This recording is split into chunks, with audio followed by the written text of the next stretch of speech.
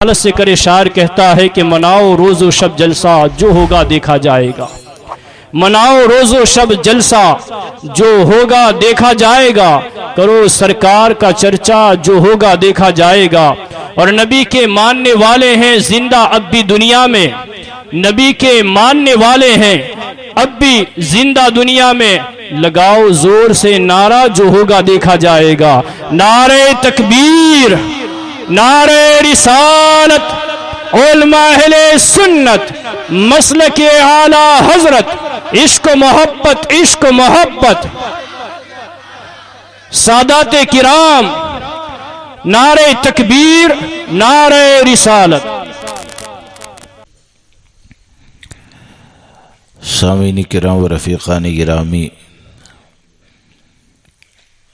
خطاب تو کیا ہوگا، بس چند باتیں سمجھانے کی غرض سے آسان انداز میں ایمان اور عمل کی حفاظت کے حوالے سے عرض کرنا چاہتا ہوں۔ اللہ تبارک و تعالی ہمیں آپ کو سب کو اہل سنت و جماعت کے عقیدے پر مضبوطی سے قائم رکھیں اور ہمیں اور ہماری قیامت تک آنے والی نسلوں کو اسی پر موت نصیب فرمائے۔ آج کا جو پرفتن دور ہے، ماحول ہے، اس سے آپ اچھی طرح واقف ہے، اور ایسے ماحول میں آپ یہ بھی جانتے ہیں کہ سوشل میڈیا پر ہزاروں ایسے عقل مند کہے جانے والے پیدا ہو گئے کہ جو اپنے ذہن و فکر سے، اپنی عقل سے بظاہر لوگوں کی رہنمائی کا دعویٰ کرتے ہیں، حالانکہ وہ ہلاکت کا راستہ ہے۔ اور اصل میں اختلاف بڑھنے کی ایک بنیادی وجہ یہ ہے کہ بہت سے لوگ مسلمانوں کی قیادت تو کرنا چاہتے ہیں، لیکن ان کی قیادت ان کی عقل کے ذریعے ہوتی ہے، اور کامیاب قیادت یہ عقل کی غلام نہیں ہوتی ہے۔ کامیاب قیادت اس وقت ہوتی ہے جب اس قیادت کے اصول قرآن و حدیث پر ہوا کرتے ہیں، اور یہ ہماری بنیاد ہے۔ اور حقیقت یہ ہے کہ قرآن کے حکم کو چھوڑ کر، حدیث کو چھوڑ کر، صحابہ کرام کی قیادت کے فیصلوں کو چھوڑ کر کوئی اگر یہ سوچتا ہے کہ موجودہ وقت میں صرف لوگوں کی بھیڑ کو جمع کر لے گا تو وہ کامیاب ہو جائے گا، یہ غلط ہے۔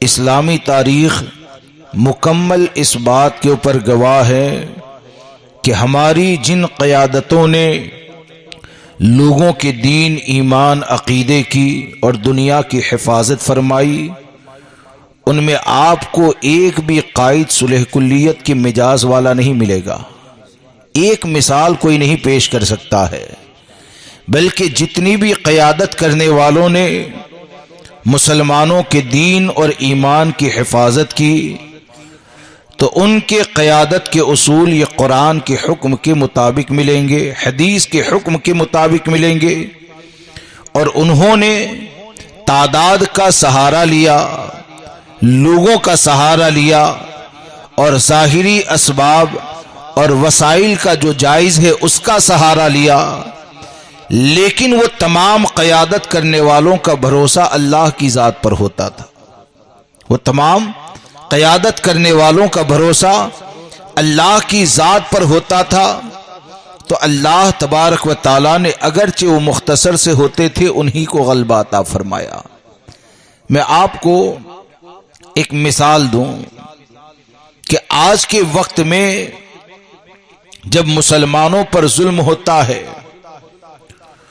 تو ہر نیا فتنہ صلح کلیت کی ہوا کو تیز کرتا ہے۔ صلح کلیت یعنی صلح کر لینا، ہر ایک سے صلح کر لینا، بھائی دیوبندی بھی صحیح، وہابی غیر مقلد بھی صحیح، رافضی شیعہ بھی صحیح، یعنی ہر ایک کو صحیح کہنا، یا یہ کہ ہر ایک سے اختلاف کو ختم کرنے کی بات کرنا، یہ صلح کلیت ہے۔ تو ایسے وقت میں کہ جب مسلمانوں کے اوپر ظلم ہوتا ہے، مسلمانوں پر زیادتی ہوتی ہے، مسلمان کی ملکتیں خطرے میں آتی ہے، تو ایسے وقت میں آپ نے سوشل میڈیا پر یہ دیکھا ہوگا کہ بہت سے رہبر کہے جانے والے کہتے ہیں کہ اب بھی علماء کرام بولے کہ سنی دیوبندی اختلاف کی باتیں ہی کرتے رہیں گے، اب بھی سنی علماء اہل سنت اور غیر مقلد کے درمیان جو اختلاف پایا جاتا ہے اسی کی باتیں کرتے رہیں گے، ان کو اس کے علاوہ کوئی کام ہی نہیں ہے، یہ پوری امت کو ہلاک کر دیں گے، اتنی پریشانی میں بھی ایسی باتیں ہوتی ہے۔ تو میں آپ کو ایک بات بتاتا ہوں کہ آج جو ہمارے سامنے پریشانیاں ہے تو ایسا نہیں ہے کہ ماضی میں کوئی دور ایسا آیا ہی نہیں کہ مسلمان پریشان نہ کیا گیا ہو۔ ماضی میں گزرے ہوئے وقت میں بے شمار ایسے موقع آئے ہیں جب مسلمانوں کو دنیا سے ختم کرنے کا ارادہ کر لیا گیا، لیکن یہ کہ وہ مسلمان جو باقی رہے اور باقی رہ کر دین آنے والی نسلوں کو پہنچایا، تو وہ باقی رہنے والے صلح کلی نہیں تھے، بلکہ یہ مزاج کے تھے کہ انہیں جانا، انہیں مانا، نہ رکھا غیر سے کام، للہ الحمد میں دنیا سے مسلمان گیا۔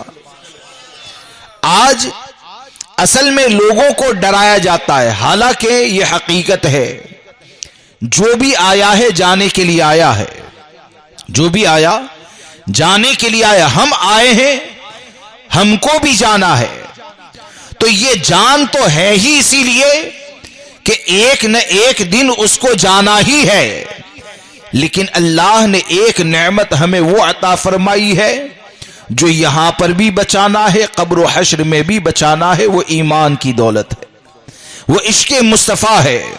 وہ اگر بچ جائے تو اس گھڑی میں بھی اگر انتقال ہو جائے تو جان دے کر ناکام نہیں ہوگا، بلکہ جان دے کر بھی وہ تو یہی کہے گا، ایمان اگر بچا کہ خاک ہو کر عشق میں آرام سے سونا ملا، جان کی اکسیر ہے الفت رسول اللہ کی۔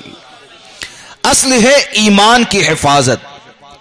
آپ دیکھیں کہ آج کے وقت میں، اور یہ جو اعلیٰ حضرت علی رحمت و رضوان کا شعر ہے نا، تیرے غلاموں کا نقش قدم ہے راہ خدا، وہ صرف یہ نہیں ہے کہ عقائد اہل سنت و جماعت کو ثابت کرنا ہے تبھی یہ شعر پڑھا جائے، میں تو یہ مانتا ہوں کہ تمام بزرگوں نے اسی شعر پر عمل کیا، چاہے عقیدے کی بات آئے، چاہے دنیا کی مصیبت کی بات آئے، ہمارے بزرگوں نے اپنی عقل سے زیادہ گزرے ہوئے زمانے کے بزرگوں کی تعلیمات پر بھروسہ کیا، ان کی قیادت کے اوپر بھروسہ کیا اور ان کے نقش قدم کے اوپر چلے تو اللہ تبارک و تعالی نے ان کو کامیابی عطا فرمائی۔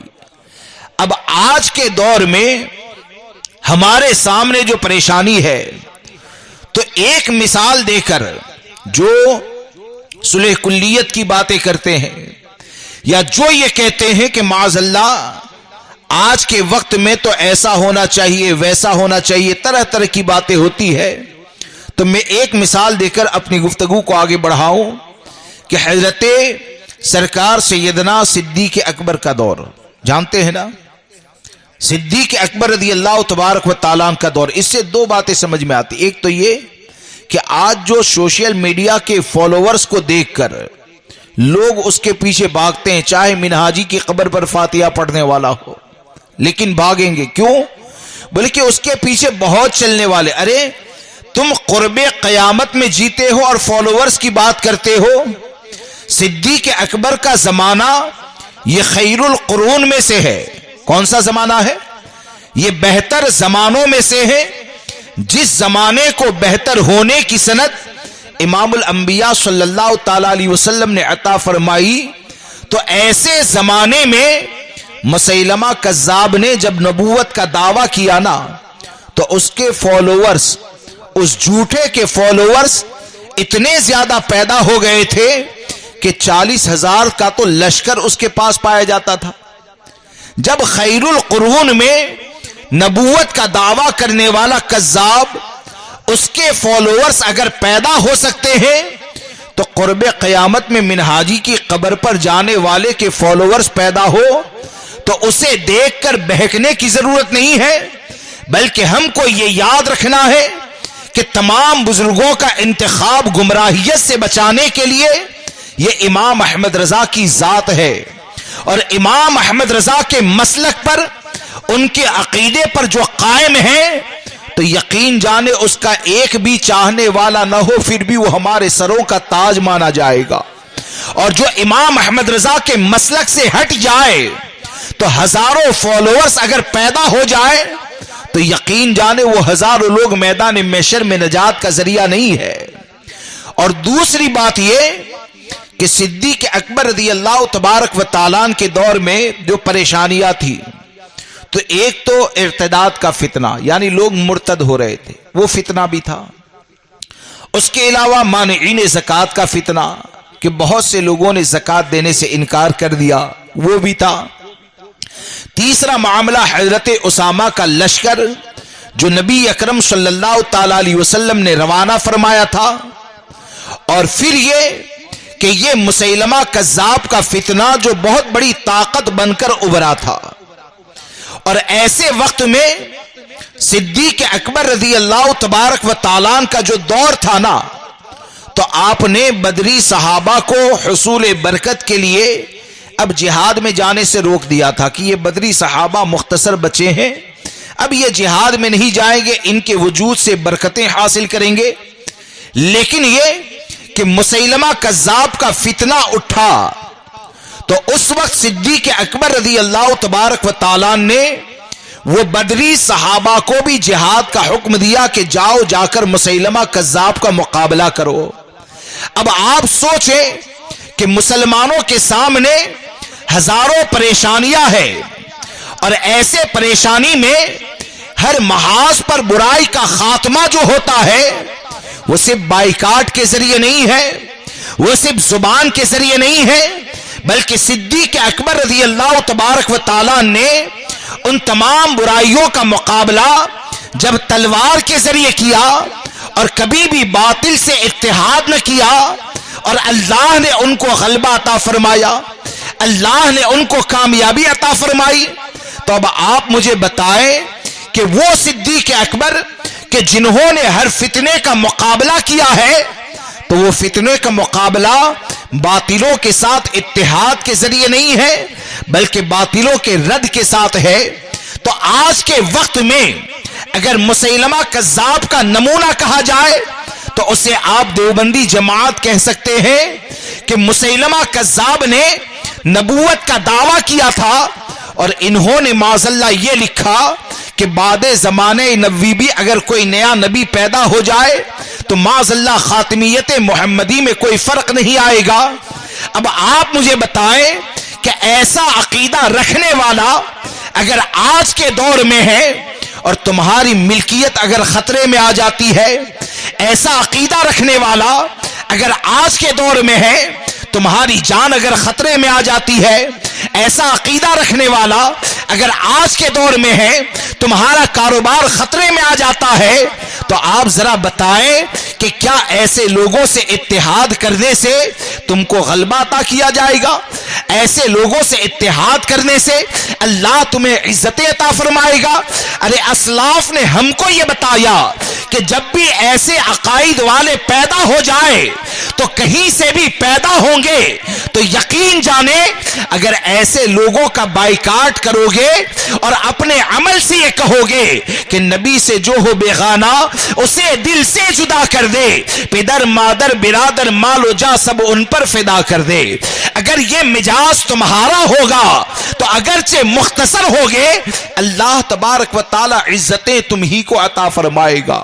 اور اس عقیدے پر اگر مضبوطی سے قائم رہنے کے بعد اگر بالفرض اگر جان بھی چلی گئی تو جان کا جانا یہ ناکامی نہیں ہے، صلح کلی بن جانا یہ ناکامی کا ذریعہ ہے۔ جان کا جانا یہ ہار نہیں ہے، صلح کلی بن جانا یہ ہار ہے۔ اور جان اگر عشق مصطفیٰ میں چلی جائے تو دنیا والے کچھ بھی کہتے رہے، جانے والا تو یہی کہے گا کہ لحد میں عشق رخے شہ کا داغ لے کے چلے، اندھیری رات سنی تھی چراغ لے کے چلے، تیرے غلاموں کا نقش قدم ہے راہ خدا، وہ کیا بہک سکے جو یہ سراغ لے کے چلے۔ میری بات سمجھ میں آ رہی ہے؟ تو اس لیے اور صرف سننے کی حد تک نہیں دوستو، سناتا تو سالوں سے ہوں، علماء بھی سناتے ہیں، سننے کی حد تک نہیں۔ اگر واقعی میں کامیاب ہونا ہے، واقعی میں اگر دین ایمان عقیدے کی حفاظت کرنی ہے نا، تو اپنے دل کے اندر نقش کر لو کہ سنی کا غیر سنی سے اتحاد ہو ہی نہیں سکتا، سنی کا غیر سنی سے اتحاد ہو ہی نہیں سکتا۔ اور کوئی اگر کہیں کہ نہیں بھائی سر زیادہ ہو جائیں گے، بھیڑ زیادہ ہو جائے گی، بازوؤں کی طاقتیں زیادہ ہو جائے گی، تو آپ مجھے ایک بات کا جواب دیں۔ جواب آپ کو دینا ہے، میں چند باتیں صرف سمجھانا چاہتا ہوں کہ جواب آپ کو دینا ہے کہ کامیابی بازو کے ذریعے ملتی ہے یا اللہ کی عطا سے؟ بازو میں طاقت بہت زیادہ ہے، لیکن اللہ تبارک و تعالی اگر کامیاب نہ کرنا چاہے نا تو یہ بازو کی طاقت ایک پرندے سے بھی زیادہ کمزور ہو جاتی ہے، اور وہ اگر طاقت دینا چاہے تو ابابل پرندے کو بازو سے زیادہ طاقت عطا فرماتا ہے۔ یعنی کامیابی کب ہے؟ اللہ تبارک و تعالی چاہے گا تب کامیابی ملے گی۔ اب کامیابی کس کے لیے ہے؟ کامیابی کس کے لیے؟ قرآن کیا کہتا ہے؟ قرآن کی تعلیم کیا ہے؟ کامیاب کن کو کیا جائے گا؟ تو کامیاب جن کو کیا جائے گا ان کے بارے میں قرآن نے فرمایا وَأَنْتُمُ الْأَعْلَوْنَ إِن كُنْتُم مُؤْمِنِينَ۔ کامیاب تو مومن کو کیا جائے گا۔ اب جب کامیاب مومن ہی کو کیا جائے گا تو سوال یہ پیدا ہوتا ہے کہ فلاں کہتا ہے میں بھی مومن، فلاں کہتا ہے میں بھی مومن، فلاں کونے سے کہتا ہے میں بھی ایمان والا۔ یہ سب دعوے والے ہیں، یہ سب دعوے والے ہیں، لیکن مومن کو جب کامیاب کیا جائے گا تو ایمان والوں کی صفت کیا؟ ایمان والوں کی صفت قرآن نے کیا بتائی؟ تو قرآن نے ایمان والوں کی صفت بتائی لا تجید قوم یؤمنون باللہ والیوم الآخر۔ ایمان والوں، یہ سیدھا حساب بتا رہا ہوں، ایمان والوں کی صفت بتائی جو اللہ اور یوم قیامت پر ایمان رکھتے ہیں، ان کو نہیں پاؤ گے۔ کیا نہ پاؤ گے؟ یوادون من حاد اللہ ورسولہ، کہ اللہ اور اس کے رسول کے دشمنوں کے ساتھ محبت کرے۔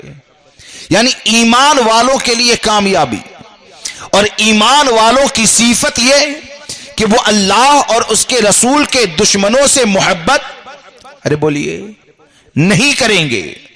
اب آپ بتائیں جو ہمارے نبی کے علم کو جانور کے برابر کہے وہ اللہ اور رسول کا دشمن ہے کہ نہیں؟ بولیے ہے کہ نہیں؟ جو ہمارے نبی کو معاذ اللہ مر کر مٹی میں ملنے والا کہے وہ اللہ اور رسول کا دشمن ہے کہ نہیں؟ اب ایسے دشمنوں کے حوالے سے یعنی دیوبندی، غیر مقلد، رافضی، شیعہ، ان لوگوں کے حوالے سے بعض عقلمند آج کے وقت میں یہ کہتے ہیں کہ اگر سنی دیوبندی کا اختلاف اگر برقرار رہا، باقی رہا تو ناکامیاب ہو جاؤ گے۔ یہ بعض عقلمند کہتے ہیں۔ اور قرآن کیا کہتا ہے؟ کوئی یہ کہتا ہے برادری کو تو ایک ہونا ہی چاہیے، میں فلاں برادری میں پیدا ہوا۔ ارے برادری میں پیدا ہونا یہ جنت کی سند نہیں ہے، شہر میں پیدا ہونا یہ جنت کی سند نہیں ہے۔ کسی بھی برادری سے تیرا تعلق رہے اور عشق مصطفیٰ سلامت ہے تو یہ جنت میں جانے کی سند ہے۔ عشق رسول اگر سلامت رہے تو وہ جنت میں جانے کی سند ہے۔ اب لوگ ذہن کیا دیتے ہیں، آسان انداز میں بتا دوں کہ آج کے وقت میں کیا کہتے ہیں کہ ایسے وقت میں اگر سنی دیوبندی غیر مقلد کرتے رہے تو ناکام ہو جاؤ گے، برادری اگر بٹ گئی تو ناکام ہو جاؤ گے، شہر کے تقسیم ہو گئی تو ناکام ہو جاؤ گے۔ اور قرآن کیا کہتا ہے؟ جو بھی اللہ رسول کا دشمن ہے، آپ یہ بھی کہہ سکتے ہیں دیوبندی ہے، غیر مقلد ہے، یہ اللہ رسول کے دشمن ہے، تو ان کے بارے میں قرآن نے کیا فرمایا؟ ان سے محبت نہیں کریں گے. اور سب سے قریبی رشتہ برادری میں باپ کا ہے. قرآن کیا کہتا ہے؟ وَلَوْ كَانُوا آبَاهُمْ، اگرچہ وہ تمہارا باپ ہو، او ابناہم، اگرچہ تمہارا بیٹا ہو، او اخوانہم، اگرچہ تمہارا بھائی ہو، او عشیرتہم، اگرچہ تمہارے خاندان والا ہو. اب یہ ایمان والوں کی صفت جو قرآن نے بیان فرمائی تو کامیابی ایمان والوں ہی کے لیے ہے. اور ایمان والوں کی صفت غداروں سے اتحاد نہیں بلکہ غدار کا بائیکاٹ ہے. تو دنیا میں بہت سے لوگ یہ کہتے ہیں کہ دیوبندی وہابی کا بائیکاٹ تجھے کمزور کر دے گا. تو یہ دنیا کے عقل مندوں کا دعویٰ ہے کمزور کر دے گا. اور میرا رب فرماتا ہے اولئک کتب فی قلوبہم الایمان، کہ ان کے دلوں میں اللہ ایمان کو نقش فرما دے گا. سبحان اللہ. آپ مجھے بتائیں، رب کی سنیں گے، رب ہی کی مانیں گے؟ اور جب اللہ نے فرما دیا کہ بائیکاٹ یہ ایمان کے نقش ہونے کا ذریعہ ہے اور ایمان والوں کے لیے کامیابی ہے، تو یقین جانے دیوبندیت اور غیر مقلدیت سے اتحاد میں کبھی بھی کامیابی نہیں ہو سکتی ہے. سنی عشق رسول کی بنیاد پر اگر متحد ہو جائے اور اپنے عمل سے یہ کہے کہ انہیں جانا انہیں مانا، نہ رکھا غیر سے کام، للہ الحمد میں دنیا سے مسلمان گیا، اگر ایسے ہو گئے تو اللہ تم ہی کو کامیابی عطا فرمائے گا. یہ قرآن نے ہم کو راستہ بتایا. کس نے؟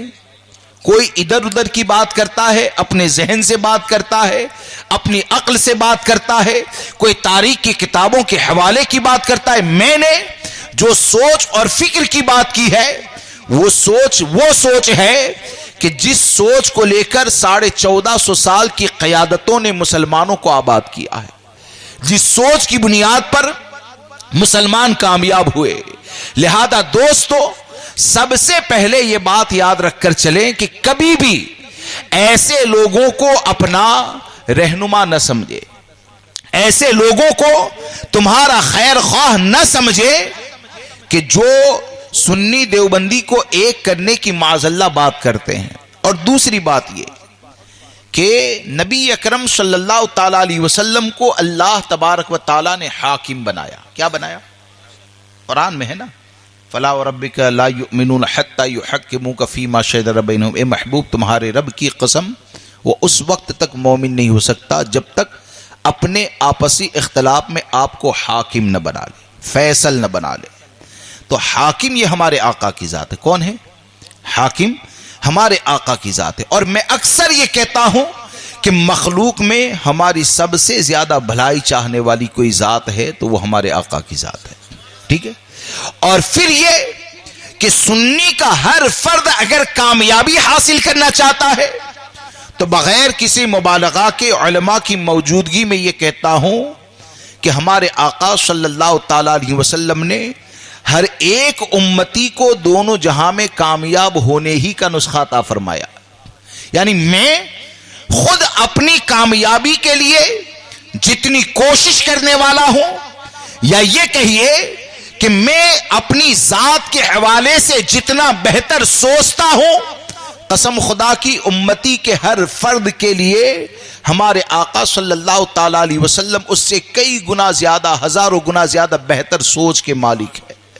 ہمارے لیے ہمارے آقا صلی اللہ تعالی علیہ وسلم خیر، ہمارے آقا صلی اللہ تعالی علیہ وسلم کا فرمان یہ دنیا اور آخرت، یہ دونوں جہاں میں عزت کا ذریعہ ہے، دونوں جہاں میں یہ کامیابی کا ذریعہ ہے. تو جب ہمارے آقا کو اللہ تبارک و تعالی نے حاکم بنایا اور ہمارے آقا صلی اللہ تعالی علیہ وسلم نے خود ان لوگوں کے حوالے سے یہ فرما دیا، اگر دیوبندی کے قریب بھیڑ کرنے سے طاقت ملنے کی امید ہوتی، اگر غیر مقلد کے قریب بیٹھنے سے اگر قوت ملنے کی امید ہوتی تو لا تجالسہم لا تشاربہم کیوں کہا گیا؟ جب ہمارے آقا نے ان کے ساتھ بیٹھنے سے منع فرما دیا، ان کے ساتھ پینے اور کھانے سے منع فرما دیا، جب ان کے قریب جانے سے منع کر دیا اور ہم کو اس خطرے سے آگاہ کر دیا کہ ان کے قریب جانے سے گمراہیت کا خطرہ پایا جاتا ہے، تو ہر سنی کے دل کے اندر ایمان ہے، وہ اپنے دل کے اندر ایمان کو رکھ کر یہ سوچے کہ ہمارے لیے مکان کی حفاظت زیادہ ضروری ہے یا عشق مصطفیٰ کی حفاظت زیادہ ضروری ہے۔ ہر سنی اپنے دل کے اندر ایمان کو رکھ کر یہ سوچے کہ ہمارے لیے دنیا کی حفاظت کرنا زیادہ ضروری ہے یا دین کی حفاظت کرنا زیادہ ضروری ہے، تو یقیناً ایمان کو دل میں رکھ کر سوچو گے تو ایمان والا یہی کہے گا کہ اس جسم کی قیمت جو ہے نا وہ عشق مصطفیٰ کی بنیاد پر ہے۔ میں کسی محل میں رہنے لگوں، اس محل کی بنیاد پر میری قیمت نہیں ہے۔ میں دنیا کا بادشاہ بن جاؤں، بادشاہت کی بنیاد پر میری قیمت نہیں ہے۔ میرے ہزاروں فالوورز ہو جائے، فالوورز کی بنیاد پر میری قیمت نہیں ہے۔ جس کی جو بھی قیمت ہے وہ عشق مصطفیٰ کی بنیاد پر ہے، وہ دین کی بنیاد پر ہے، وہ غلامی مصطفیٰ اور حضور سے نسبت کی بنیاد پر ہے۔ جب نسبت ہی کی بنیاد پر ہے تو ہر مسلمان کو یہ سمجھنا پڑے گا کہ ہمارے لیے مکان و دکان سے زیادہ اہم یہ ہے کہ ہم اپنے دین کی حفاظت کریں، اور دین، ایمان، عقیدے کی حفاظت یہ بد مذہبوں سے قریب ہو کر نہیں ہو سکتی ہے۔ دین، ایمان کی حفاظت ان سے نرمی کے ساتھ نہیں ہو سکتی ہے، بلکہ دین کی حفاظت کرنی ہے تو اپنے عمل سے یہ کہیں کہ دشمن احمد پہ شدت کیجئے، ملحدوں کی کیا مروت کیجئے، غیظ میں جل جائے بے دینوں کے دل، یا رسول اللہ کی کثرت کیجئے۔ سبحان اللہ، سبحان اللہ۔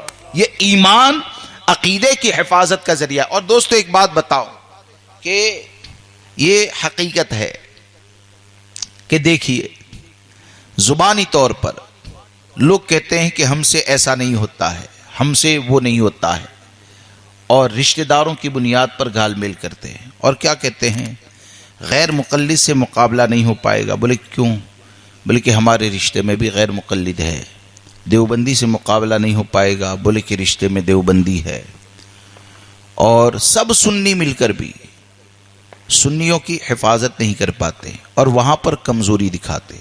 لیکن آپ جواب دیں کہ سب مل کر جب سنیت کی حفاظت نہیں کر پاتے یا یہ کہ اپنی کمزوری دکھاتے ہیں، اگر کل کوئی تمہارے گھر پر قبضہ کرنے کے لیے آ جائے تو خالی کر کے نکل جاؤ گے یا مقابلہ کرو گے؟ ارے بولیے، گھر کے اوپر آئے گا۔ اچھا، اب جب تمہارے مکان پر کوئی قبضہ کرنے آئے گا نا تو جمبو سر کا ہر سنی ساتھ دینے نہیں آئے گا، تم کو ہی مقابلہ کرنا ہے۔ میری بات سمجھ رہے ہیں؟ کیونکہ وہ تمہاری پرسنل لڑائی ہے، تم کو ہی مقابلہ کرنا ہے۔ ارے حد تو یہ دیکھا یہ گیا کہ اگر ایک لڑکا مر بھی جائے نا تو کیس چلے گا لڑکے کے جان جانے کی خوف سے، یا جان چلی گئی چلو مکان چھوڑ کر جھونپڑے میں چلے جائے، ایسے نہیں ہوتا ہے۔ بلکہ ایک لڑکا اگر مر بھی جائے تب بھی یہ کہ مقابلہ کر کے مکان کی حفاظت کی کوشش کی جاتی۔ کبھی آپ نے سوچا کہ علماء جب آپ کو یہ کہتے ہیں کہ دیوبندیت اور غیر مقلدیت کا مقابلہ کرو، اپنے دین کو بچاؤ، اس وقت تمہاری ہمت نہیں، اس وقت مقابلے کی طاقت نہیں، تو سوال یہ پیدا ہوتا ہے مکان کے وقت میں وہ طاقت آئی کہاں سے؟ کبھی سوچا؟ مکان کے وقت میں، کاروبار کے وقت میں وہ طاقت آئی کہاں سے؟ ہزار مل کر مقابلہ نہیں کر سکتے، اور تنے تنہا مقابلہ کیا تو وہ مقابلے کے وقت بازوؤں میں طاقت آئی کہاں سے؟ تو یہ ماننا پڑے گا مکان کی اہمیت دل کے اندر پیدا ہو گئی نا تو اس اہمیت نے تم کو قربانی دینے کے لیے تیار کر دیا۔ دکان کی اہمیت پیدا ہو گئی تو اس مال نے قربانی دینے کے لیے تیار کر دیا۔ کاش کہ ہر سنی ایسا ہو جائے کہ مکان کی اہمیت بعد میں جانے، عشق مصطفیٰ کی اہمیت پہلے سمجھ لے۔ کاش کہ ہر سنی ایسا ہو جائے کہ کاروبار کی اہمیت بعد میں جانے، عشق رسول کی اہمیت پہلے جانے۔ ارے ہر سنی کو ایسا ہونا چاہیے کہ وہ مکان کو چھوڑ کر جھونپڑے میں رہ سکتا ہے، وہ جھونپڑے کو چھوڑ کر کھلے آسمان کے نیچے سانس تو لے سکتا ہے، لیکن ہر سنی کو ایسا بننا چاہیے کہ عشق مصطفیٰ کے بغیر زندگی کی ایک سانس بھی نہیں لے سکتا ہے. ہر سنی کو ایسا بننا چاہیے کہ اللہ اور رسول کی محبت کے بغیر وہ زندگی گزار ہی نہیں سکتا ہے. جب تمہارا یہ مزاج بن جائے گا تو اللہ تمہارے بازوؤں میں طاقتیں بھی عطا فرمائے گا, اور دین کے لیے جتنے بھی زخم کھاؤ گے, جتنی بھی گالیاں کھاؤ گے, جتنی بھی پریشانیوں کو برداشت کرو گے, تو وہ دنیا کا زخم ہوتا ہے جو آدمی کو ذلیل کرتا ہے, اور عشق مصطفیٰ کی بنیاد پر جو زخم ہوتا ہے وہ جنت سے قریب کرتا ہے.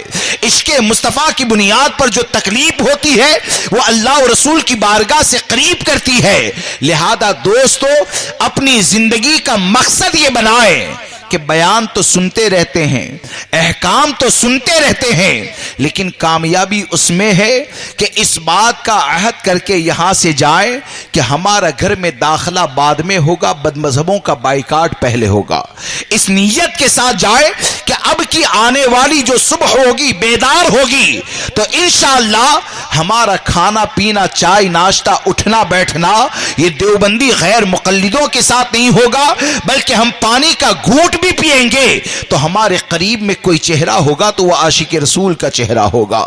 تو یقین جانے یہ وہ عزت ہے کہ اس کی بنیاد پر اللہ تبارک و تعالی دونوں جہاں میں تمہیں عزتیں عطا فرمائے گا. ایسا سنی اگر بننا ہے تو کامیابی ہے, ایسا سنی اگر بننا ہے نا تو کامیابی. اور خواہشات نفسانی کی بنیاد پر کوئی کہیں کہ ہم تو اپنی مرضی سے جیسے چاہے ویسے کریں, تو سنی یہ خواہشات نفسانی سے نہیں ہوتا ہے, بلکہ مصطفیٰ کریم کی تمناؤں پر اپنا سب کچھ قربان کر دے تب جا کر سنی ہوتا ہے. اپنی خواہشات کی بنیاد پر سنی ہوتا ہے. اب آپ دیکھیے کہ آج کے وقت میں ماحول کیا ہو گیا کہ یہ تو ہو گیا کہ بد مذہبوں کا بائیکاٹ کرنا, بد مذہبوں کا بائیکاٹ کرنا. اچھا آپ مجھے بتائیں کہ آپ کے محلے میں کوئی ایک آدمی اگر بد مذہب کا بائیکاٹ کرتا ہے تو بحیثیت سنی آپ کو سپورٹ کرنا چاہیے کہ مخالفت کرنی چاہیے؟ ارے بولیے, سپورٹ کرنا چاہیے. کیونکہ وہ کس کے فرمان پر عمل کر رہا ہے؟ اللہ کے حکم پر عمل کر رہا ہے, نبی اکرم صلی اللہ تعالی علیہ وسلم کے فرمان پر عمل کر رہا ہے. تو ہونا یہ چاہیے کہ اس کی طاقت بن جائے, اس کا سپورٹ کرے, اور اس کی طاقت بنتے ہوئے اور لوگ مضبوطی کے ساتھ کھڑے ہو, اس کے لیے کوشش کریں. لیکن اس کی جگہ پر معاذ اللہ رب العالمین حالات اور معاملات اتنے زیادہ بگڑ گئے. مجھے تو یہ سمجھ میں نہیں آتا ہے سید صاحب, مجھے تو یہ سمجھ میں نہیں آتا ہے کہ اگر دیوبندی کا اعلان سنی کی مسجد میں ہو سکتا ہے تو سنیوں کو الگ مسجد بنانے کی ضرورت کیوں پڑی بھائی؟ اگر غیر مقلد کا اعلان ہو سکتا ہے تو سنی کی مسجد بنانے کی ضرورت کیوں پڑی؟ اگر گستاخ رسول کے لیے معاذ اللہ مغفرت کی دعا ہو سکتی ہے تو آپ مجھے بتائیں کیا گستاخ رسول کے لیے مغفرت کی دعا کرنے والا سنی ہو سکتا ہے؟ صرف اس بنیاد پر کہ بنام یا رجسٹر کے اندر اس کا نام سنی مسجد کے متولی کے رجسٹر میں ہے, تو اس بات کو یاد رکھ کر چلنا کہ متولی کے رجسٹر میں نام ہونے سے جنت کا داخلہ نہیں ہے. کمیٹی کے اندر داخل ہو گئے اس کو لے کر جنت کا داخلہ نہیں ہے. ارے حقیقت یہ ہے کہ ہماری سنی مسجدیں یہ عاشقوں کے لیے دعائے مغفرت کرتی ہے اور غداروں کا بائیکاٹ کرنے کے لیے ہے. ہمارے مسجد سے جو آواز بلند ہوتی ہے اس آواز سے لوگوں کے ایمان عقیدے کی حفاظت ہوتی ہے. اور اگر یہ نہ ہو پائے تو آپ مجھے بتائیں مسلک اعلی حضرت کا نام آپ نے لکھا کیوں؟ دھوکہ دینے کے لیے, مکاری کرنے کے لیے نام لکھا گیا ہے. امام اہل سنت کے نام کا سہارا کیوں لیا جاتا ہے؟ ارے امام اہل سنت کا جو غلام ہوتا ہے وہ بد مذہبوں سے گال بیل نہیں کرتا ہے, بلکہ امام احمد رضا کا جو غلام ہوتا ہے وہ تو تعلقات کیا ہوتے ہیں, وہ تو یہ کہتا ہے کہ کروں تیرے نام پہ جاں فدا, نہ بس ایک جاں دو جہاں فدا, دو جہاں سے بھی نہیں جی برا, کروں کیا کرو جہاں نہیں. سبحان اللہ, اللہ اکبر, نعرے رسالت, سبحان اللہ سبحان اللہ, زندہ باد زندہ باد, اعلی حضرت زندہ باد, سبحان اللہ. تاج الشریعہ، تاج الشریعہ۔ اس لیے گستاخ رسول کے لیے جب جنت کا دروازہ بند کر دیا گیا کہ نہیں بھائی؟ ارے بولیے، کون کون مانتا ہے؟ سب مانتے ہیں نا؟ جب گستاخ رسول کے لیے جنت کا دروازہ بند کر دیا گیا، جب گستاخ رسول کو ہمیشہ دوزخ ہی میں رہنا ہے، تو اب تیری مسجد سے کہے کہ نہیں آؤ اس کے لیے مغفرت کی دعا کر دو، تو کیا تیرے کہنے سے جنت کا دروازہ کھل جائے گا؟ ارے بے وقوف، یہ ایسا اعلان یا ایسی جرأت یا ہمت ہے کہ اس کے لیے تو دروازہ کھلنے والا ہے ہی نہیں، یہ تو ایسا کام کر رہا ہے کہ کہیں ایسا نہ ہو تیرے لیے بھی جنت کا دروازہ بند ہو جائے، کہیں ایسا نہ ہو کہ تیرے لیے بھی جنت کا دروازہ بند ہو جائے۔ ارے حقیقت میں محبت رسول کا تقاضا یہ ہے کہ اللہ رسول عز و جل و صلی اللہ تعالی علیہ وسلم کا فرمان ہم تک آ جائے نا، تو اگر باپ کو بھی جدا کرنے کے لیے کہا گیا تو باپ کو جدا کر دے، یہی عشق رسول کا تقاضا ہوتا ہے۔ جس سے دور ہونے کے لیے کہا گیا اس سے دور ہو جائے، یہی حضور کی محبت کا تقاضا ہوتا ہے۔ لیکن یہ کہ آج کے وقت میں صرف معاذ اللہ محلے کی بنیاد پر بعض ایسے نمونے جو دیوبندی کے پیچھے نماز بھی پڑھ لیتے ہیں، محلے کے نام پر مسجد میں دعویٰ کرنے کے لیے آتے ہیں۔ کیا دیوبندی کی مسجد میں تیری سنی جاتی ہے؟ کیا وہابی کی مسجد میں محلے کی بنیاد پر تمہاری سنی جاتی ہے؟ ارے مسجدیں یہ محلے کے نام پر نہیں بنی ہے، عشق مصطفیٰ کی بنیاد پر بنی ہے۔ مسجدوں کا قیام یہ کسی برادری کے نام پر نہیں ہوتا ہے، بلکہ مسجدوں کا قیام جو ہوا ہے وہ ہمارے آبا و اجداد نے لوگوں کے دین، ایمان، عقیدے کی حفاظت کے لیے قیام کیا ہے۔ لیکن آج کے وقت میں یہ کتنے بڑے افسوس کا مقام ہے کہ ایک ایسا آدمی جو دیوبندی کی نورانی مسجد میں جا کر نماز پڑھ کے آئے گا اور عشاء کے بعد سنی کی مسجد کے اندر اگر اہل سنت و جماعت کے لوگوں کی میٹنگ بیٹھی ہے تو اس میں دخل دینے کے لیے بھی آئے گا۔ کوئی مائی کلال ایسا نہیں جو اس کو یہ کہہ دے کہ تیرا یہاں پر حق تو اسی وقت ختم ہو گیا جب دیوبندی کے پیچھے تو کھڑا ہو گیا تھا۔ کوئی مائی کلال ایسا نہیں جو یہ کہہ دے کہ اس جگہ پر تو حق اسی کا ہوتا ہے کہ جو حقیقت میں اہل سنت و جماعت سے تعلق رکھنے والا ہوتا ہے۔ لہذا دوستو اپنی خواہشات کو چھوڑیں اور اس بات کو یاد رکھ کر چلیں کہ اگر دین بچے گا تو دین کے بچنے کے بعد سب نعمتیں کام آنے والی ہے، اور اگر دین نہیں بچا تو کچھ بھی فائدہ دینے والا نہیں ہے۔ لہذا دیوبندی وہابی کی نماز جنازہ اس سے پرہیز کرنا ہے، اور جو آ جائے یا جو یہ کہے کہ نہیں یہاں پر تو اعلان کرنا ہی پڑے گا، تو بھائی تجھے دیوبندی سے اتنی محبت ہے تو ہم کو کیوں پریشر کرتا ہے؟ ارے وہ غیر مقلد ان کے غیر مقلد کا اعلان وہاں نہیں کرتا، غیر مقلد ان کے غیر مقلد کا اعلان وہاں پر نہیں کرتا ہے، اور معاذ اللہ ہماری مسجد میں اعلان کے لیے آ جاتا ہے۔ جمبو سر سے زیادہ غیر مقلدوں کی گستاخیوں کو کون جانتا ہے؟ غیر مقلد کی گستاخیاں کیا ہے میں نے جمبو سر آ کر جانا ہے۔ یہ تمام چیزیں جاننے کے بعد بھی اس کے اعلان کا جذبہ پیدا ہو جانا، یہ اپنے ایمان کو داؤ پر لگانا ہے، اپنے عقیدے کو داؤ پر لگانا ہے۔ اور حقیقت کہہ رہا ہوں، اس بات کو یاد رکھ کر چلے کہ جو بھی ایسے ہو، چاہے کمیٹی کے نام پر ہو، چاہے متولی کے نام پر ہو، چاہے سیٹھ کے نام پر ہو، چاہے یہ کہ طاقتور کے نام پر ہو، جو بھی یہ مجاز رکھنے والا ہے وہ تیرا متولی بھی نہیں ہو سکتا ہے، تیری کمیٹی کا ذمہ دار بھی نہیں ہو سکتا ہے۔ ارے حقیقت یہ ہے کہ وہ کتنے بھی بڑے عہدے پر ہو، ایسے تو وہ ہوتے ہیں جن کو جوتیوں کی نوک پر رکھا جاتا ہے، ایسے تو وہ ہوتے ہیں کہ جن کا بائیکاٹ کیا جاتا ہے۔ حقیقت یہ ہے متولی کا عہدہ یہ صلح کلیت کی بنیاد پر نہیں دیا جاتا ہے، متولی کا عہدہ یہ صلح کلیت یا مال کی بنیاد پر نہیں دیا جاتا ہے، بلکہ مسجد میں عہدہ دیا جاتا ہے تو جھونپڑے میں رہنے والا ہے، اگر عاشق رسول ہے تو اس کو دیا جاتا ہے۔ مسجد کا عہدہ اسے دیا جاتا ہے جو اپنے دین ایمان عقیدے کی فکر کرنے والا ہے، اور جو اس مزاج سے مسجد کی خدمت کرنا چاہے کہ یہاں پر جو بھی آئے کچھ رہے یا نہ رہے آنے والوں کا دین سلامت رہے، کچھ رہے یا نہ رہے آنے والوں کا ایمان سلامت رہے، اگر اس مزاج کے تحت اگر کوئی جاتا ہے تو یہ نجات کا ذریعہ ہے۔ ورنہ دوستو یاد رکھ کر چلو، چند غیر مقلدوں کو خوش کرنے کے لیے، چند دیوبندیوں کو خوش کرنے کے لیے اگر اعلان کے لیے پریشر کیا گیا، نماز جنازہ کے لیے پریشر کیا گیا، قرآن خوانی کے لیے پریشر کیا گیا، تو یاد رکھنا میدان محشر میں یہ تم کو بچانے کے لیے آنے والے نہیں ہے۔ میدان محشر میں طاقت بنے گی تو ایمان کی بنیاد پر ہوگی۔ میدان محشر میں تعلق اگر کام آئے گا تو ایمان کی بنیاد پر آئے گا، اور صرف اس بنیاد پر کہ کوئی کہتا ہے میرا بہنوئی مر گیا ہے، غیر مقلد تھا، تو بہن ناراض ہو جائے گی۔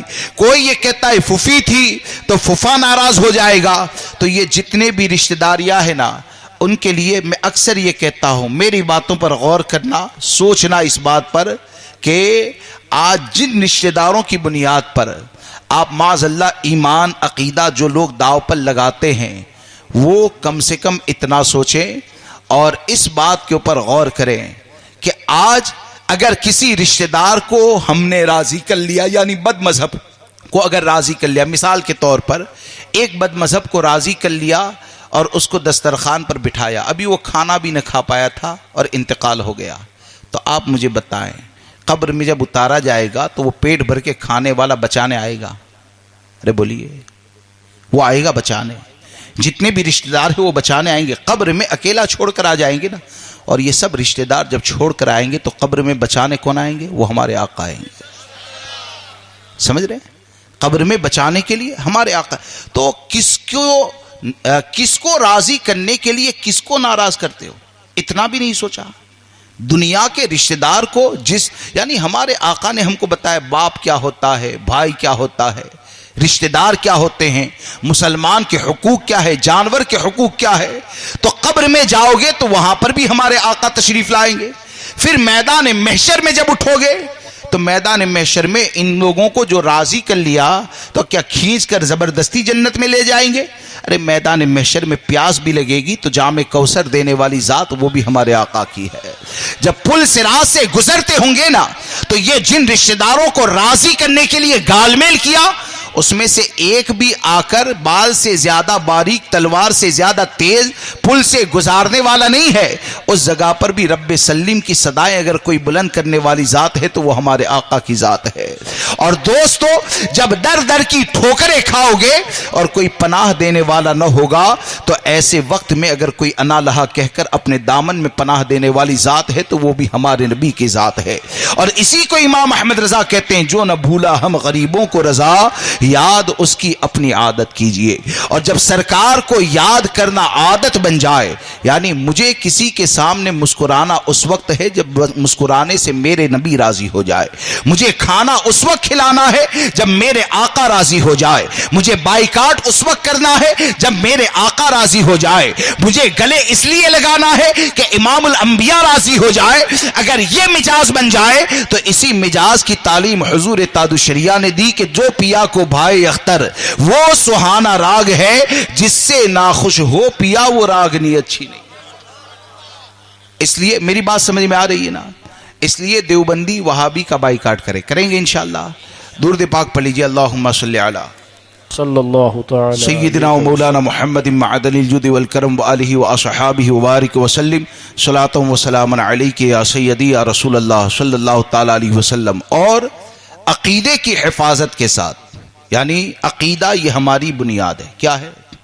عقیدہ ہماری بنیاد ہے، اور عقیدے کی حفاظت کے ساتھ پھر فرائض کی حفاظت کرنا، عمل صالح کرنا، یہ ہمارے اوپر لازم اور ضروری ہے۔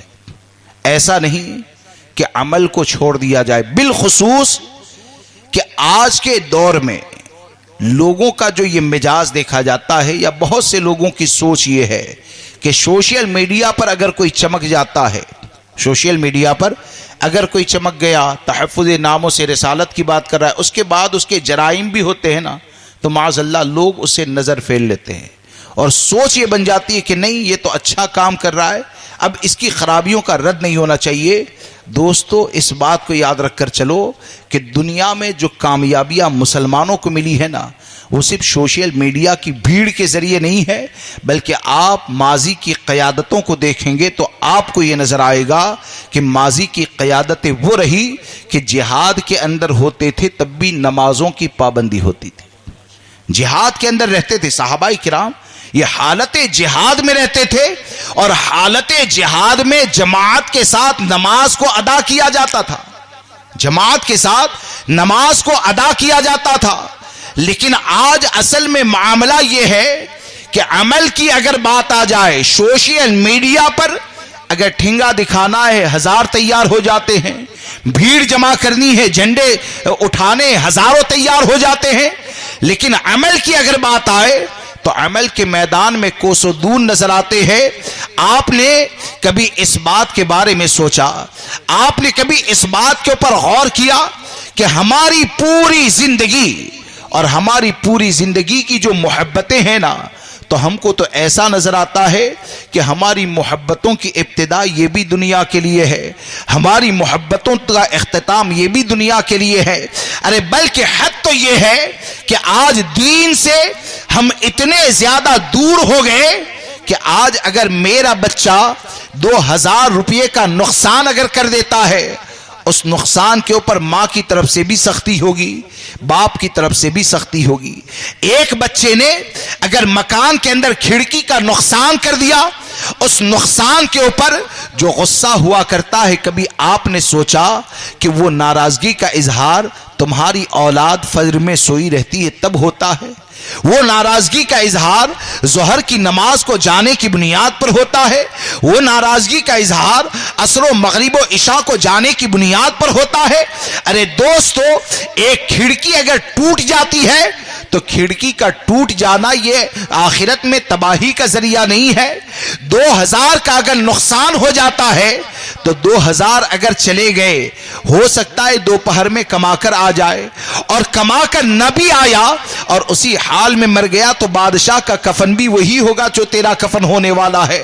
لیکن ذرا یہ سوچ کہ وہ اولاد جو اللہ تبارک و تعالیٰ نے تجھے عطا فرمائی ہے، اگر وہ نماز کو جان بوجھ کر ایک وقت کی چھوڑ دیتی ہے تو اس کے بارے میں حدیث پاک میں ہمارے آقا صلی اللہ تعالی علیہ وسلم نے فرمایا، من ترک الصلاۃ متعمدا کتب اسمہ علی باب النار، کہ جو جان بوجھ کر ایک وقت کی نماز کو چھوڑ دیتا ہے، دوزخ کے دروازے پر اس کا نام لکھ دیا جاتا ہے۔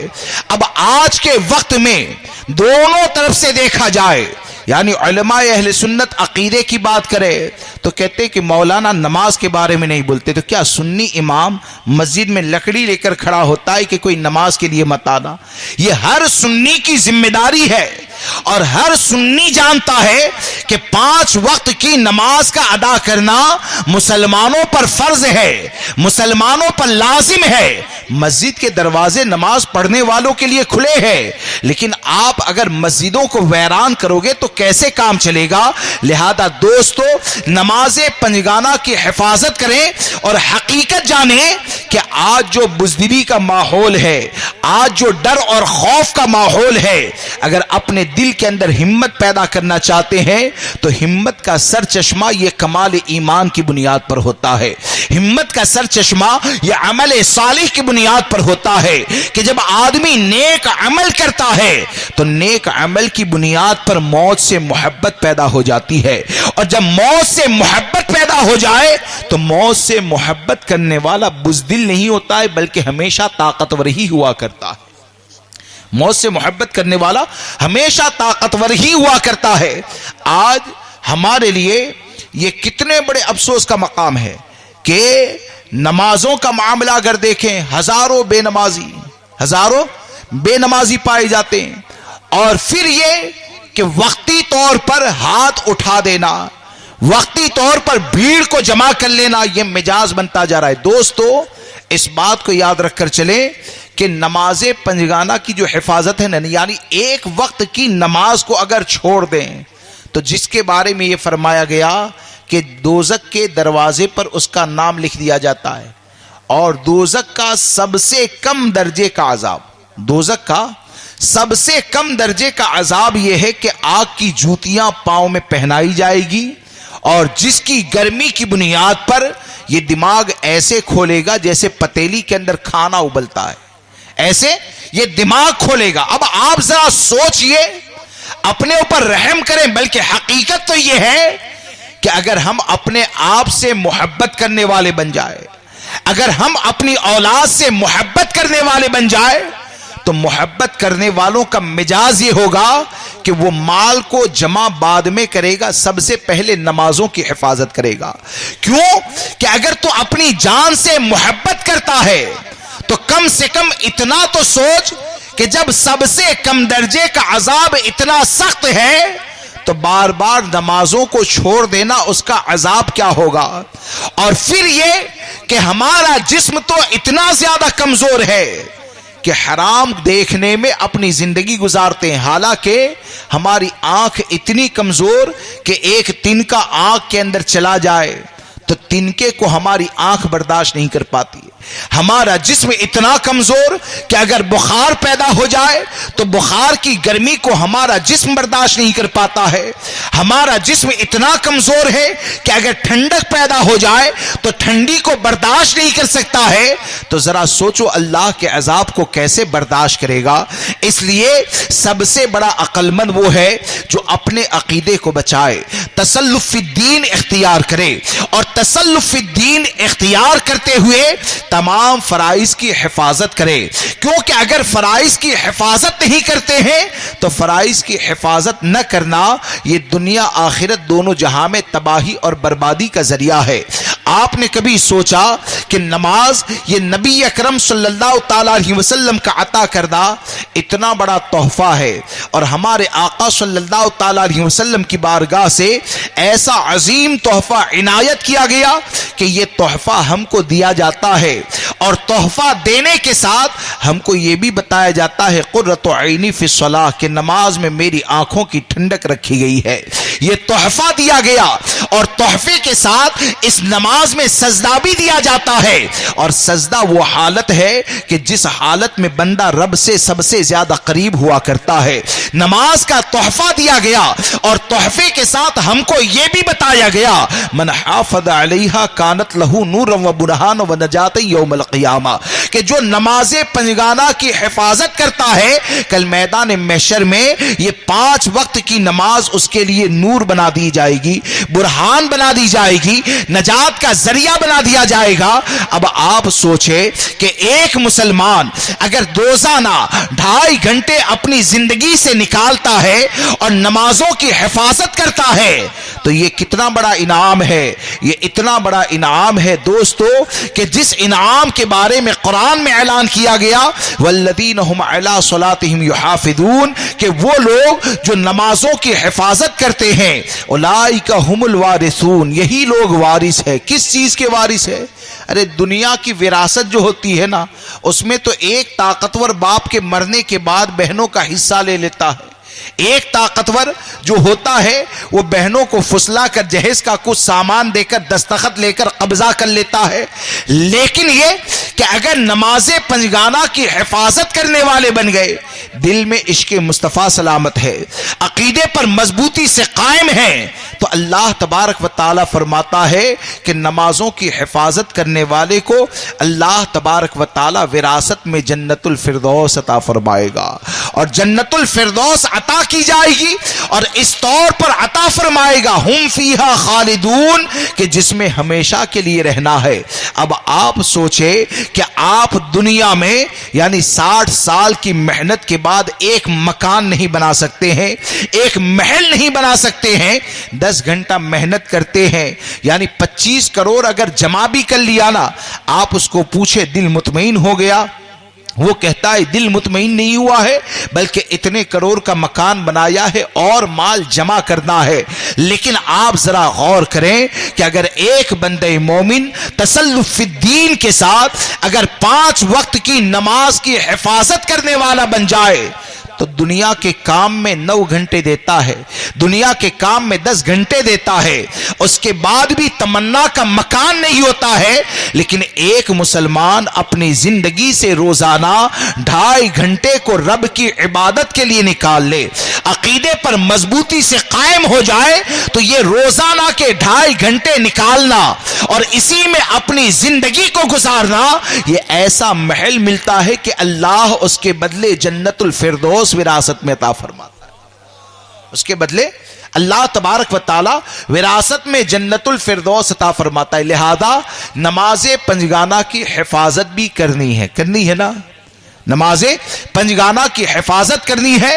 اور دوستو اپنے اندر برائیوں کے مقابلے کا جذبہ پیدا کرے. اور بخدا کہتا ہوں اور حقیقت یہی ہے, یہ نہ سوچیں کہ سنی دیوبندی اختلاف کا جب معاملہ آتا ہے نا, تو یہ نہ سوچیں کہ یہ مولانا اکیلے ہیں, ہم کو کیوں بولنا, یہ رضا کمیٹی یہ اکیلی ہے, ہم کو کیوں بولنا.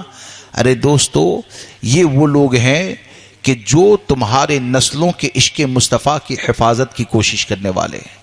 حقیقت تو یہ ہے کہ یہی وہ لوگ ہیں کہ جن کے ساتھ کھڑے رہ کر اگر زخم بھی کھاؤ گے تو نجات کا ذریعہ ہے. حقیقت تو یہ ہے کہ یہی وہ لوگ ہیں کہ ان کے ساتھ کھڑے رہ کر اگر ذلت کو برداشت کیے تو یہ دنیا کی ذلت تمہارے لیے آخرت میں عزت کا تاج ہے. کیوں کہ مکان کے لیے ان کی لڑائی نہیں ہے, دکان کے لیے ان کا اختلاف نہیں ہے, برادری کے لیے ان کا اختلاف نہیں ہے, بلکہ ان کی سوچ اور فکر یہ ہے کہ یہ وہ کام کرنا چاہتے ہیں کہ کچھ رہے یا نہ رہے ہماری نسلوں کے دل میں عشق مصطفیٰ سلامت رہے. یہ اس لیے کوشش کرتے ہیں کہ آنے والی نسلوں کی سنیت برقرار رہے. ورنہ اس بات کو یاد رکھ کر چلے کہ کوئی آدمی اگر گستاخ رسول کو اللہ کی رحمت میں جانے کی دعا کرتا ہے, یا یہ کہ کوئی آدمی اگر گستاخ رسول کے لیے مغفرت کی دعا کرتا ہے, تو وہ یہ نہ سوچے کہ میں نے تو تنہائی میں مغفرت کی دعا کی تھی, لوگ تو مجھے سنی سمجھتے ہیں. یاد رکھنا, لوگوں کے سمجھنے سے جنت میں داخل نہیں ہو جائے گا. مفتی اگر فتویٰ نہ بھی لگائے لیکن کفر کرے گا تو عند اللہ تو کافر ہی ہوگا.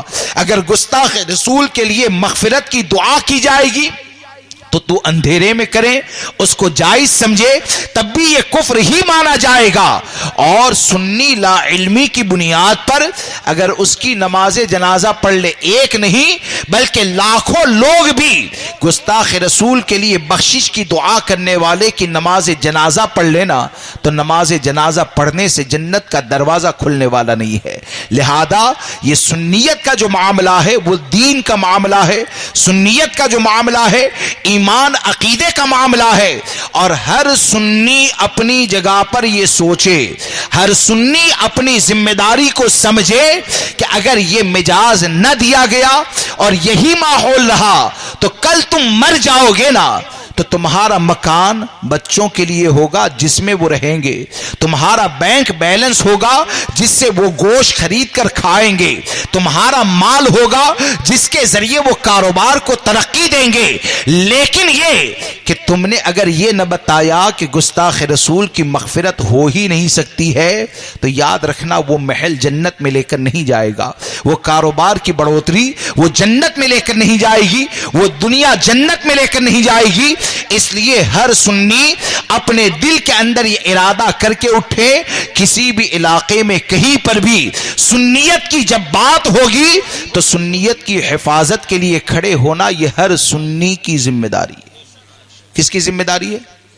ہر سنی کی ذمہ داری. اور اگر اس پر بھی کھڑے نہیں ہو پائے, یعنی کل اٹھ کر دیوبندی کہے گا دیکھو ہے نا, برادری کو لڑانے کی کوشش کر کے گئے, رشتہ دار کو لڑانے کی کوشش کر کے گئے, یہ مولانا تو ہم کو لڑانا چاہتے ہیں, تو ان کو یہ کہنا کہ یہ لڑانے کی بنیاد تو تمہارے ابا اشرف علی نے رکھی تھی, ہاں یہ لڑانے کی بنیاد یہ تمہارے دادا رشید احمد نے رکھی تھی. انہوں نے گستاخیاں کی تب تو پیدا ہوئے, انہوں نے گستاخیاں کی تب تو بائیکاٹ کرنا پڑا.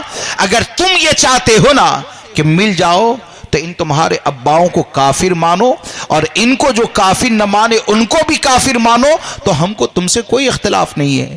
ہمارا اختلاف دین کی بنیاد پر ہے، ہمارا اختلاف اللہ رسول عز و جل و صلی اللہ تعالی علیہ وسلم کی رضا کے خاطر ہے۔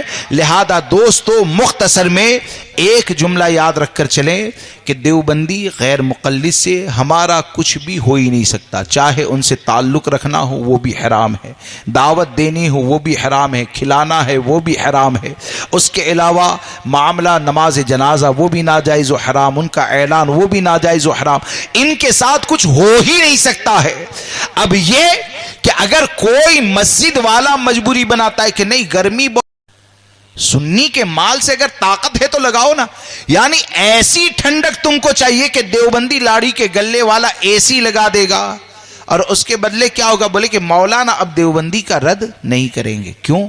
بولے کہ اے سی دیوبندی کا لگا ہے، فلاں چیز دیوبندی کی لگی ہے، ٹائلز اتنے فیٹ جو ہے نا وہ بہت مہنگی ہے، وہ غیر مقلدوں کے مدد سے لگی ہے۔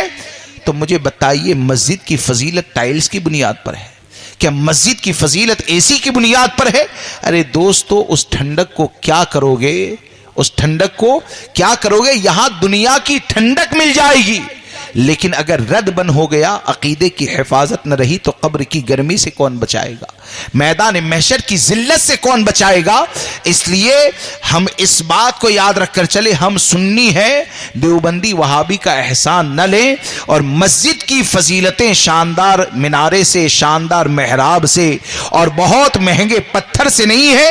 مسجد کی فضیلت یہ ہے کہ بنیاد رکھنے والا عاشق مصطفیٰ ہونا چاہیے۔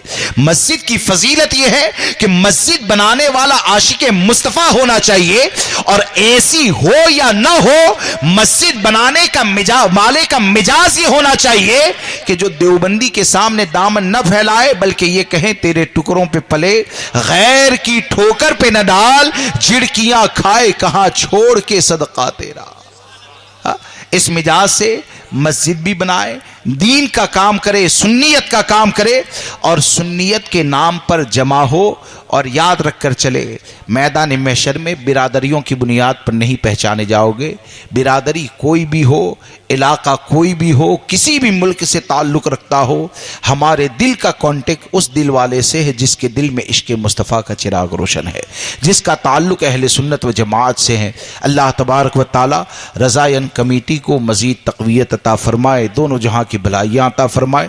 بولنے میں جانے انجانے کوئی غلطی ہو گئی ہو تو توبہ کرتا ہوں، استغفر اللہ ربی من کل ذنب واتوب الیہ، لا الہ الا اللہ محمد رسول اللہ صلی اللہ تعالی علیہ وسلم۔ السلام علیکم ورحمۃ اللہ۔